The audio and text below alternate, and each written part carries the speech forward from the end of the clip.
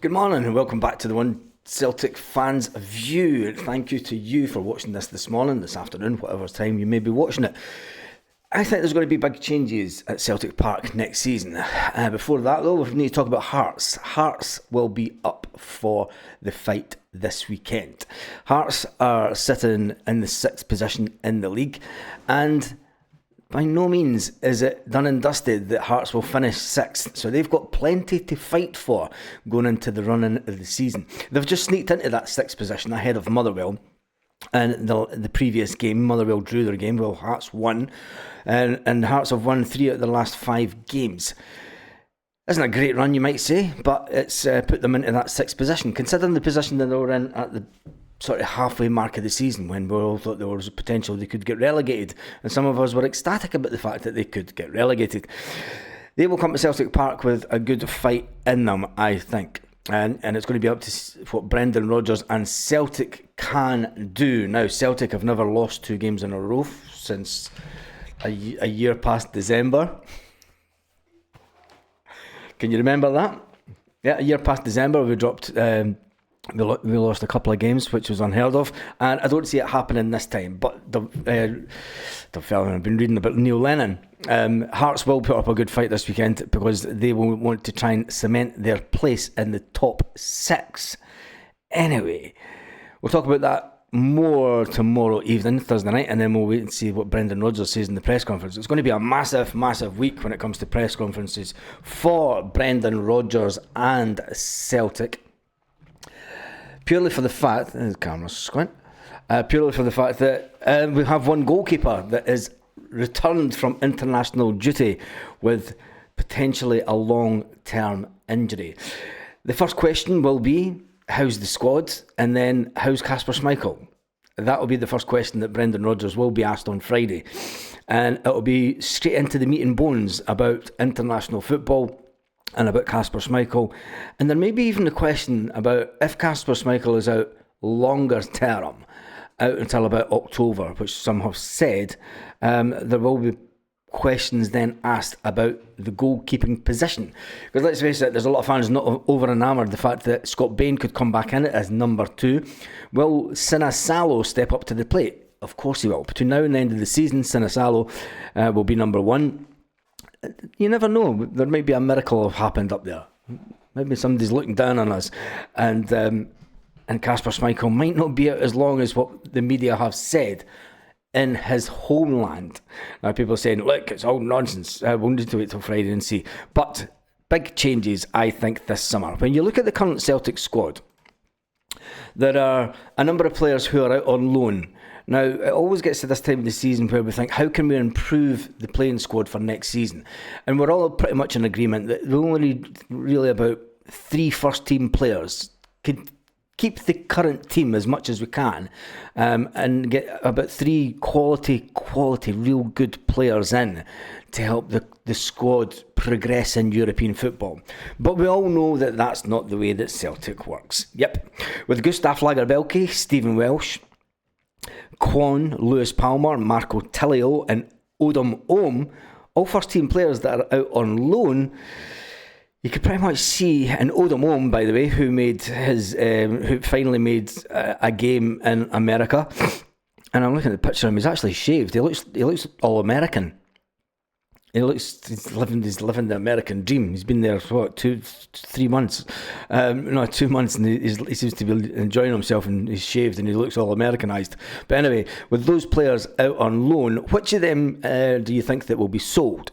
For one, I think that, we all know that Lewis Palmer has an option to buy over in Greece.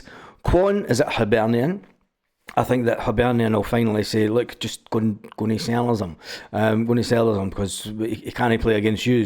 So I think that Kwon and Lewis Palmer will be 2 players that will definitely leave the club for starters. And then there's the Stephen Welsh situation, which is an interesting one, because Stephen Welsh did sign an extended contract, a lengthy contract, just about a year and a bit ago. And he was hailed as one of those players that you need at the club. You know, he's a Tony Ralston, he's a James Forrest, he's a Callum McGregor. He's one of those players that just want to be at the club. But does he want to be at the club at the expense of his playing career. There's not many people like Scott Bain who are happy just to sit at Celtic and sit on the bench for 5-6 years. 7 years. Yeah, Scott Bain's been at Celtic since 2018. Remarkable, that. And he's not played a lot of football. An outfield player doesn't really want to get to the end of his career and go, fucking fantastic, I won 13 medals sitting on the bench. Scott Bain must be sitting going, easy days. But anyway, so I think Stephen Welsh will have a question mark against him this summer, because now that he's seen the other side of the game and getting regular game time, I'm sure he'll be loving and enjoying his life at his current club. They don't have an option to buy, but will Stephen Welsh seriously want to come back and sit on the bench and do exactly what he's done for the last number of years? So I think that there's question marks over Stephen Welsh and will he'll be sold. Some people are saying, look, sell him, he's never Celtic quality. He's not going to get past Cameron Carter-Vickers, Liam Scales, Austin Trusty, or even Big Norobski. But then, who knows? And then there's the Marco Tilio one. Yes, Marco's loan runs out at the end of May. Is it May or June? His loan runs out at Melbourne City. Marco, who came in, he's getting sold this summer. I don't care what you say. He's not coming back to the club. If he comes back to the club this summer, I'll eat my hat live on air. Jesus, what's this? He'll come back. I'll eat the white one. Better for my digestion. Gustav Lagerbielke, he will definitely be sold this summer. I can't see Gustav wanting to come back. He's doing fantastically well at FC 20. So we've got Lewis Palmer, Kwon, Stephen Welsh, Marco Tilio are pretty much, well, there's at least 3 of those 4 that could definitely be sold this summer. Now, there are going to be incomings. I'll talk about them in just a second. Now, Gustav Lagerbielke, will he make it the 5? And I think Gustav will leave the summer. Remember that Brendan Rodgers did say that he didn't fancy Gustav as a player, and he told him to go and find another club. He found another club in Italy that Christmas transfer window, and then big Cameron Carter-Vickers gets injured. Cameron Carter-Vickers gets injured and he's told, no, you're going nowhere. And he never played. He sat on the bench to the end of the season. He did sit on the bench to the end of the season, Gustav, which I felt for the lad. I wanted Gustav Lagerbielke to be a success at Celtic. I really wanted him to be a success. And it's just not worked out for him. But he's at FC 20 and he's really enjoying his football. So I think that he will be sold this summer also. And then there's Odom Ohm, who's playing at Los Angeles FC. And he's got rid of the stuff and crazy hairdo and he's looking all Americanized. He's had his first game over there. Will he leave the club this summer also? That's pretty much the 6 players that are out on loan. Now, when you look at the current squad that we have, the goalkeeper's situation is Kasper Schmeichel.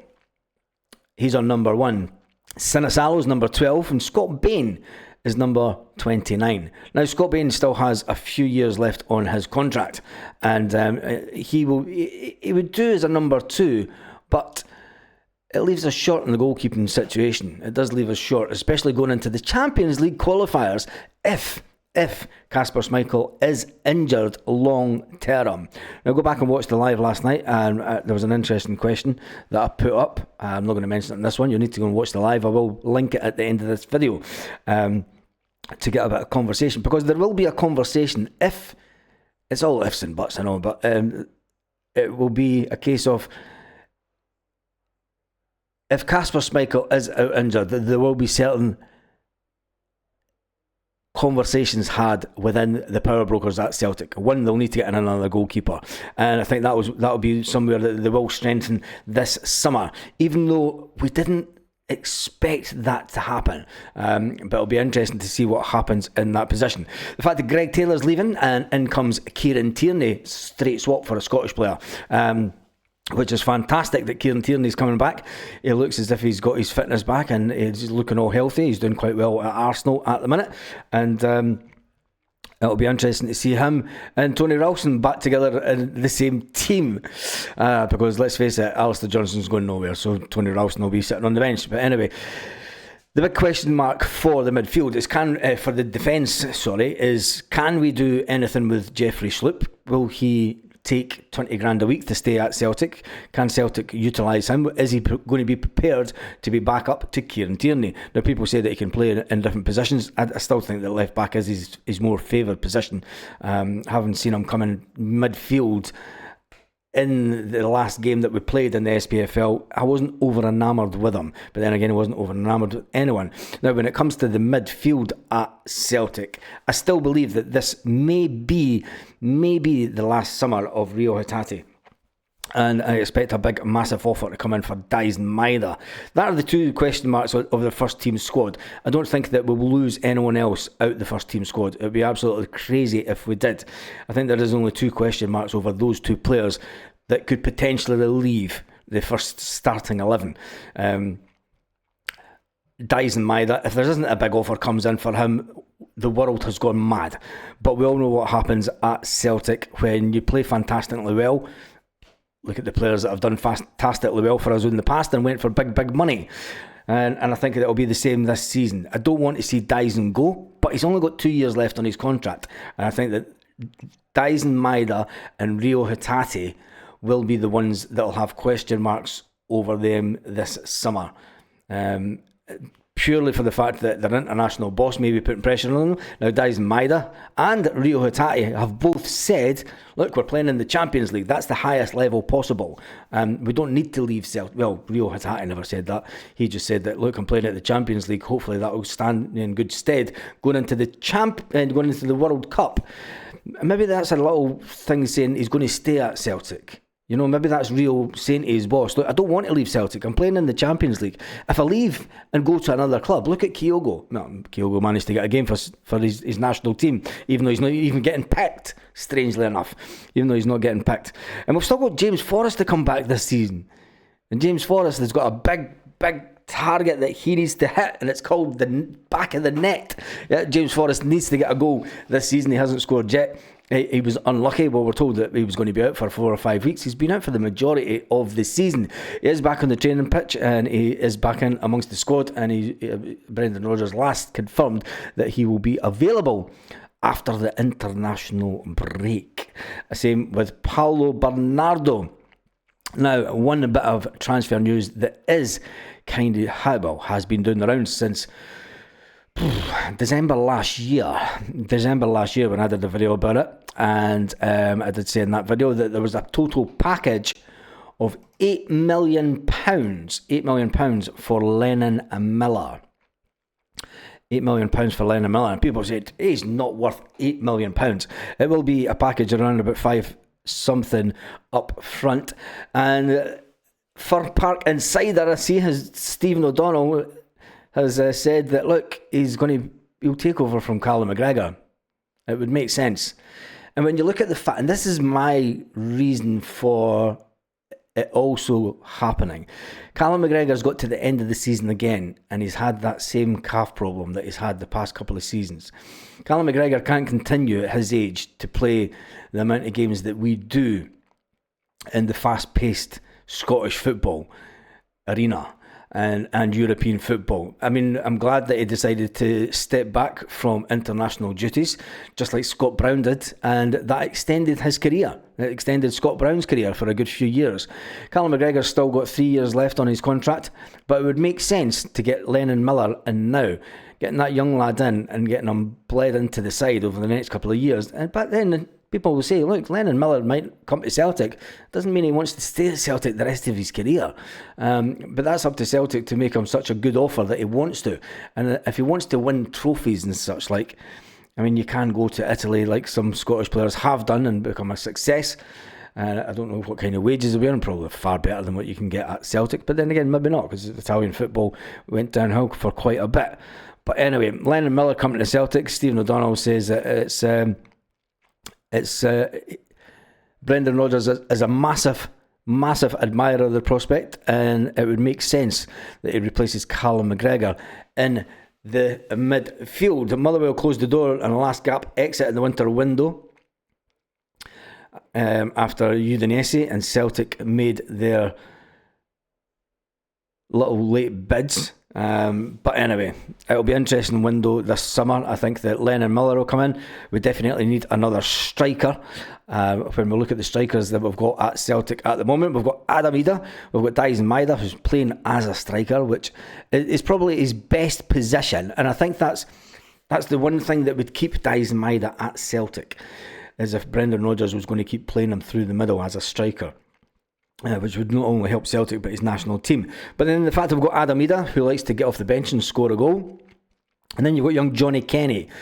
It does leave us a little bit short, and especially as I think there may be a slight change in the formation next season. I think there might be a slight change in the formation because Brendan Rodgers, when Kieran Tierney was at Celtic, he didn't cut inside from the left back. He stuck to the wing. He didn't cut inside the way that Greg Taylor does and has done under Ange Postecoglou.